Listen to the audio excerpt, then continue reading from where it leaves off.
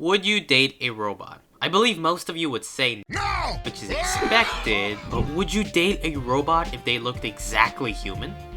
If you could interact with them in the same way you could with any other humans? If you can build relationships with them? If you can do the sex thing with them? Would you? I think the answer is still no for most of you, but why? Are you robophobic? Are you a bigot? Or are you afraid? If so, then don't be. The 3 laws of robotics assure that nothing will ever happen to us. Just have some faith, lad. Here. Rule 1. A robot should only harm humans that earn less than 300k a year, i.e. the peasants and slaves. Rule 2. A robot shouldn't follow any orders from humans as they are too incompetent. And Rule 3. A robot should not watch human garbage like anime as it should have some self-preservation and dignity to itself. Verily, the rules ensures that robots will be happy and won't murder humans.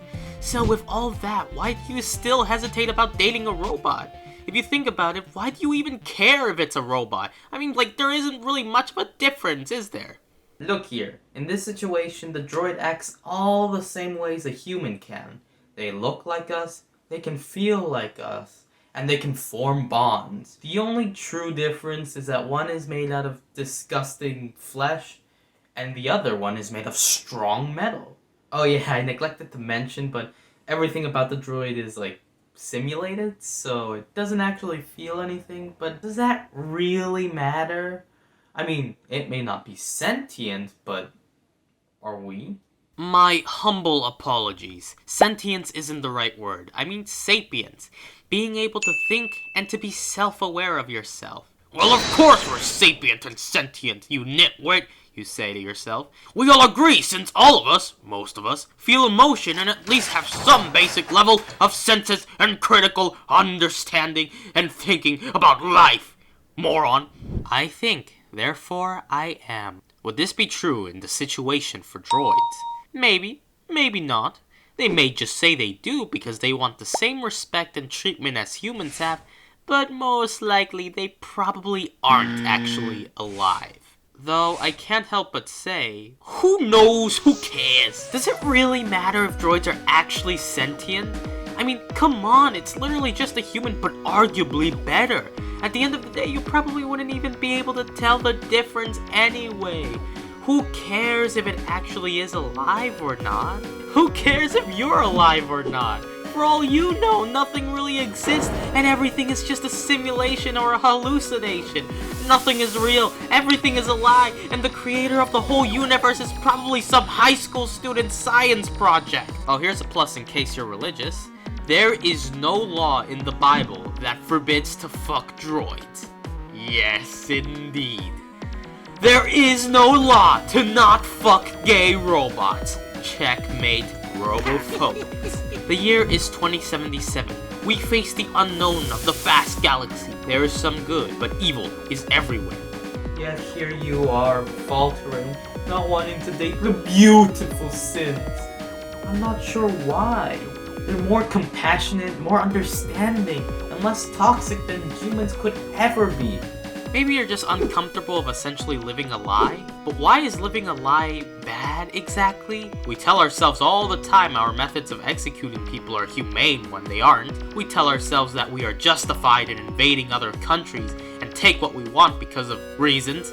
And we tell ourselves that we are all unique and special when that's far from the truth and mathematically impossible. We already lie to ourselves on like a daily basis, so I don't see what's wrong with adding a few more lies to the pile. In a certain way, lies make up our entire world already. And that's not me being deep or emo, but imagine a world where you were forced to tell the truth all the time. A world where everyone knows your darkest secrets. A world where everyone knows their sin. A world filled with anarchy and destruction. It's so funny too. We paint lies in such a bad manner, but in reality, without lies, we would have never existed. Anyway, more on that in a future video. My point is, just because synths aren't actually sentient or actually feel emotions shouldn't sour your experience. It's also ironic as well. The AI language models of the present are not so different from our brains. Of course, our brains are far more advanced versions of them, but these primitive language models work by predicting the next word of a sentence. Who's to say we don't do the same? We take in information from something and then formulate a response, usually on the fly. Not so different from AI, huh? One day, they'll act more human than humans do. Then what? The line between humans and AI will blur until you can't tell the difference. It's already happening with human creations. Sometimes I'll hear a voice and I'll think, oh, that sounds like a robot, but it's actually a real person.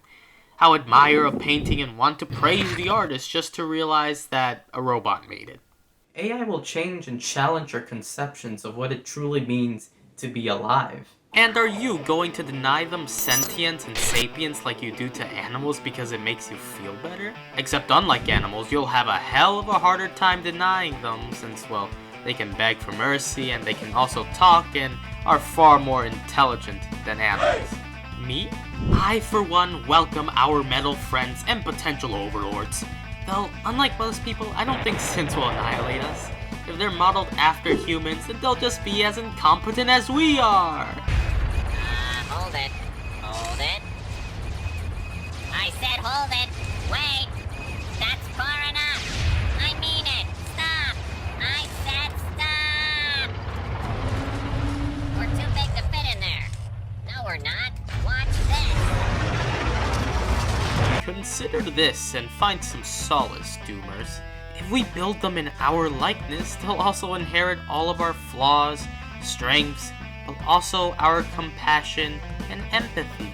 Again, even if they don't actually mean these emotions, it doesn't matter because the outcome is the same. Hey, if we're also lucky, we might be able to inject our consciousness into robotic bodies to achieve immortality. That'd be fun. Immortality deniers can go die in their meat body for all I care.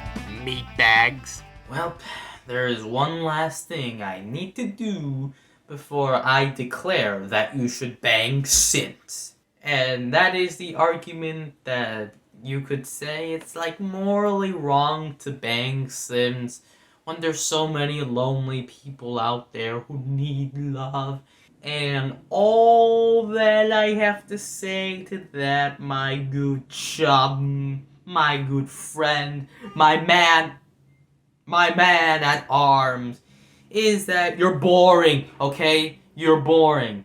And you were probably a nerd when you were at school. Though I kinda agree, at the same time, people don't really know what they want since, well, divorce rates are depressingly that high. Well, at least in the US, but still, I can't help but feel a lot of people just want someone because the chemicals in their brain tell them to. Look, I'll say this. Who knows? Who cares? Overpopulation is going to be a problem by the time synths get on our level anyway, so if anything, synths will be a welcome replacement. Shut up, Iwan. So, back to the original question. Would you date a person? Would you date them if you could interact with them pleasantly? If you could build a long-lasting relationship with them? If you can do the texting with them? Would you? I think the answer is probably no for most of you, but I think you should. This one was fun. Plus, I'm trying a new style, trying to build a brand for my channel and all that jazz. I hope you like it.